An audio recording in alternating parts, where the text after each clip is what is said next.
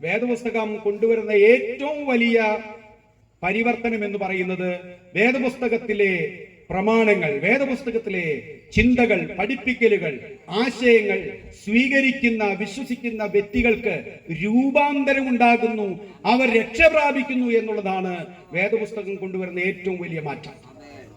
വേദപുസ്തകം മദ്യപാനിയെ മദ്യം ഉപേക്ഷിക്കാനായിട്ട് പഠിപ്പിക്കുകയാണ്. മദ്യപാനി സ്വർഗരാജ്യം കാണുകയില്ല എന്ന് പറഞ്ഞ പുസ്തകം വേദപുസ്തകമാണ്.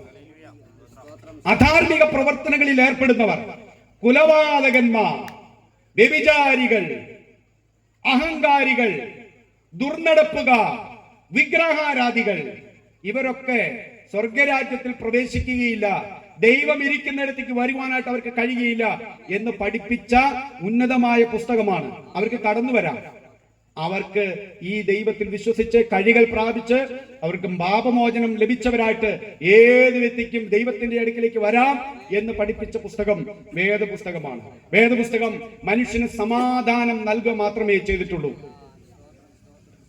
വേദപുസ്തകം കയ്യിൽ പിടിച്ചുകൊണ്ട് നടക്കുന്ന ഒരാളെ നിങ്ങൾക്ക് പേടിക്കേണ്ട.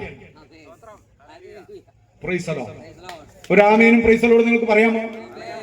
വേദപുസ്തകം കയ്യിൽ പിടിച്ചുകൊണ്ട് ഒരു മനുഷ്യൻ റോട്ടിക്കടെ പോയാൽ നിങ്ങൾക്ക് അവനെ വിശ്വസിക്കാം, നിങ്ങൾക്ക് അവനെ ഭയപ്പെടേണ്ട കാര്യമില്ല, നിങ്ങൾക്ക് അവനോട് ചേർന്ന് നിൽക്കാൻ പറ്റും.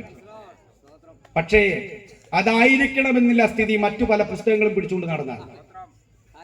നിങ്ങൾക്ക് ഭയം തോന്നാം, ചങ്കിടിപ്പ് കൂടാം, സംശയം തോന്നാം, അങ്ങനെ പല പല വികാരങ്ങളും ചിന്തകളും ഒക്കെ ഹൃദയത്തിലും മനസ്സിലൊക്കെ കയറി വരാം. അതാണ് വേദപുസ്തകത്തെ മറ്റു പല പുസ്തകങ്ങളിൽ നിന്നും വ്യത്യസ്തമാക്കി നിർത്തുന്നത് എന്ന് ഞാൻ നിങ്ങളോട് പറഞ്ഞാൽ നിങ്ങൾ എന്നോട് കോപിക്കരുത്.